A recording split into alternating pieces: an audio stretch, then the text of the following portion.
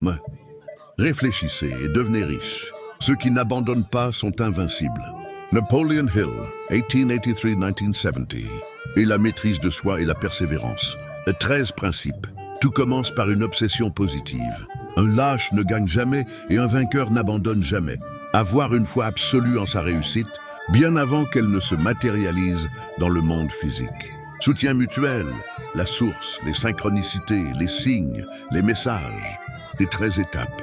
Tout commence par un désir ardent, une obsession positive.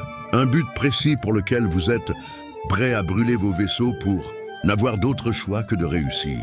Ma preuve, ma rémission, c'est la conviction absolue que vous allez atteindre votre objectif, même si vous ne voyez pas encore comment. La foi est un état d'esprit que l'on peut cultiver volontairement par l'affirmation, vos objectifs et vos affirmations positives. C'est le pont entre le conscient et le subconscient. Vos intentions sont posées. Il faut acquérir des connaissances spécifiques et pointues dans le domaine choisi, ou savoir s'entourer des personnes qui les possèdent.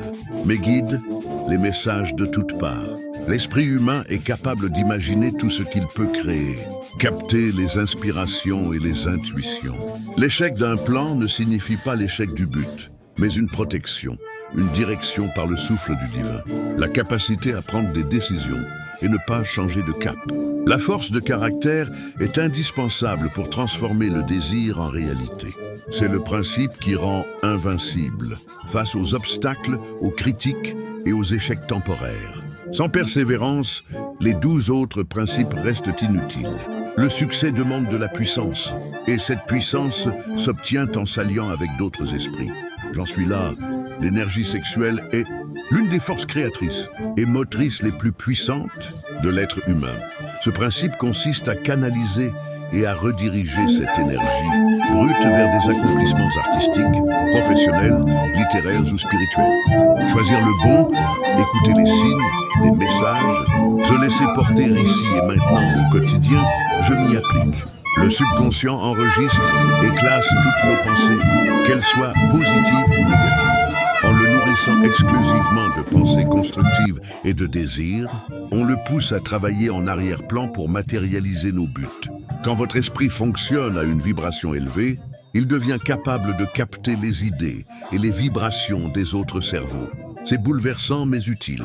Restez calme, respirez. La zone du subconscient appelée l'imagination créatrice. Grâce à elle, on reçoit des flashs d'intuition, des inspirations divines ou des avertissements face au danger. C'est pourquoi il faut se connecter, écouter et obéir à cet instinct. C'est votre guide, votre esprit saint. Chaque principe s'emboîte dans le suivant pour créer une dynamique mentale ultra puissante.